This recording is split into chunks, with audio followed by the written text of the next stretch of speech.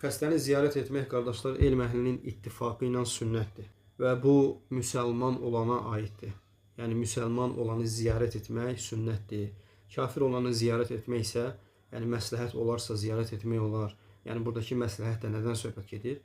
Yəni onun İslama meyilliyi və ya sənin ziyarəti ilə onun İslama daha da sevgisi artması və yaxud da İslamı qəbul etməsi məsləhətləri olarsa ziyarət etmək olar. Bidətçini ziyarət etmək isə, qardaşlar, bu iki növdür, bilirsiniz ki. Yəni bidətçi var ki, öz bidətinə dəvət edən və boykot olunan bidətçi var. Yəni cərh olunan, insanları təhzir, uzaqlaşdırılan bidətçi var. Və bu cür bidətçiləri, vallahi aləm, elm əhli buyurur ki, ziyarət etmək olmaz. Yəni sənin ziyarətin səbəbilə insanları çaşdıra bilər və yaxud da səbəb ola bilərsən ki, yəni insanlar onun haqqında yəni zənnlərini dəyişsinlər.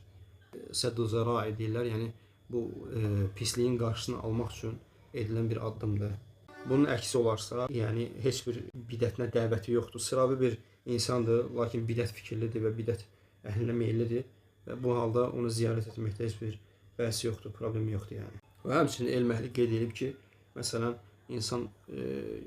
bir insandır, müsəlmandır, günahını açıq-aşkarda eləyəndir, yəni günahkardır, izhar eləyəndir insanlara və bu da həmçinin elm əhli deyir ki, ziyarət etmək olmaz.